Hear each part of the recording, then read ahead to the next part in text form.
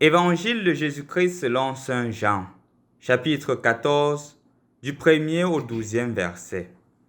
En ce temps-là, Jésus disait à ses disciples, « Que votre cœur ne soit pas bouleversé. Vous croyez en Dieu, croyez aussi en moi. Dans la maison de mon Père, il y a de nombreuses demeures. Sinon, vous aurais-je dit, je pars vous préparer une place. Quand je serai parti vous préparer une place, je reviendrai et je vous amènerai auprès de moi, afin que là où je suis, vous soyez aussi. Pour aller où je vais, vous savez le chemin. » Thomas lui dit, « Seigneur, nous ne savons pas où tu vas. Comment pourrions-nous savoir le chemin? » Jésus lui dit, « Moi, je suis le chemin, la vérité et la vie. Personne ne va vers le Père sans passer par moi. Puisque vous me connaissez, vous connaîtrez aussi mon Père. Dès maintenant, vous le connaissez et vous l'avez vu. » Philippe lui dit, « Seigneur, montre-nous le Père, cela nous suffit. » Jésus lui répond, « Il y a si longtemps que je suis avec vous et tu ne me connais pas, Philippe. Celui qui m'a vu a vu le Père. Comment peux-tu dire, montre-nous le Père? Tu ne crois donc pas que je suis dans le Père et que le Père est en moi? Les paroles que je vous dis, je ne les dis pas de moi-même. Le Père qui demeure en moi fait ses propres œuvres. Croyez-moi, je suis dans le Père et le Père est en moi. Si vous ne me croyez pas, croyez au moins à cause des œuvres elles-mêmes. Amen, amen, je vous le dis. Celui qui croit en moi fera les œuvres que je fais. Il en fera même de plus grandes parce que je pars vers le Père. » Au nom du Père et du Fils et du Saint-Esprit. Amen. Loué soit Jésus-Christ. En ce 5e dimanche du temps de Pâques, les lectures qui nous sont proposées nous aident à redécouvrir la grandeur et la profondeur de l'amour de Dieu pour chacun d'entre nous. Une question se pose, montre-nous le Père et cela nous suffit. C'est la question que Philippe adresse à Jésus. Seigneur, montre-nous le Père. Ce n'est pas une question, comme nous l'avions dit il y a de cela quelque temps, qui était propre à Philippe. C'était une question qui était propre à tous les Juifs depuis l'Ancien Testament, parce qu'il était clairement stipulé que celui qui voit la face de Dieu meurt. Et de ce fait, cela commence depuis dans le livre de l'Exode, en son 33e chapitre, des versets 12 à 23, où Moïse demande de voir la face de Dieu. Et Dieu lui dit clairement que celui qui voit ma face meurt. C'est ainsi qu'il met Moïse dans un rocher et il demande à Moïse de regarder et il pourra voir son dos, voir le dos de Dieu. Et donc, quand Philippe pose cette question, la capacité de voir Dieu est comme l'accomplissement d'un désir profond, est comme la réalisation de quelque chose qui n'a jamais été réalisé. Pourquoi? Parce qu'ils sont convaincus que Jésus peut les amener à Dieu. Jésus peut l'amener au Père.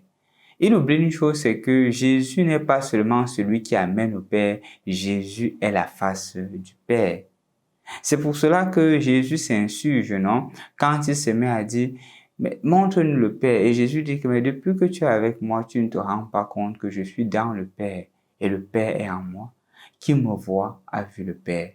Comme pour dire que je suis la face visible du Père. C'est une nouveauté. C'est une révolution. Mais justement, Jésus fait comprendre que pour facilement croire en cela, il faut avoir la foi. Pour l'accepter, il faut la foi.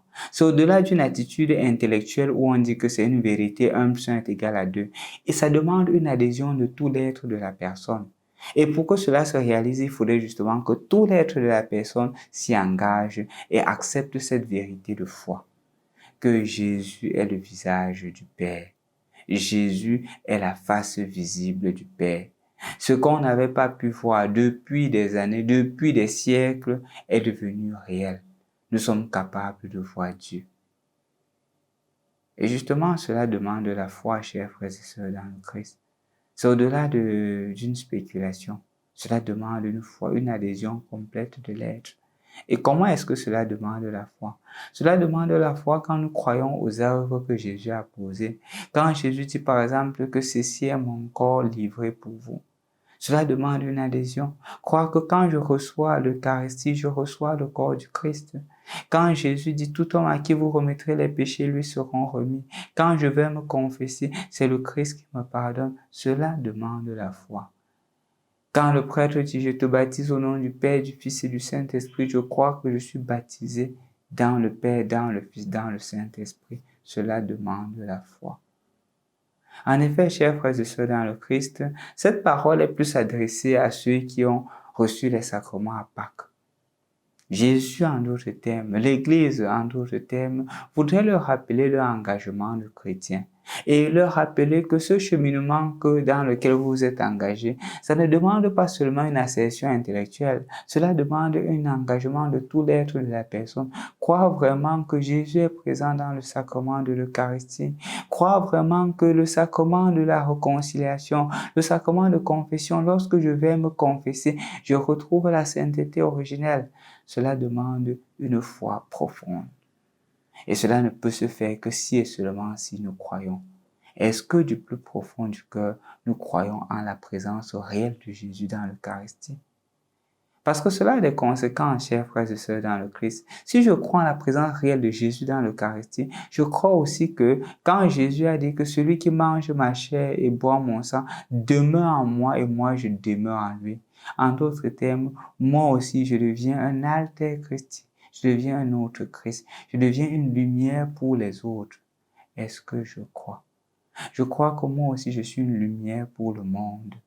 Et si donc je crois que puisque je reçois Jésus et que je deviens aussi une lumière, ma manière d'être, ma manière de me comporter, ma manière d'agir ne devient plus une manière qui m'est propre, ça devient la manière de Jésus d'agir.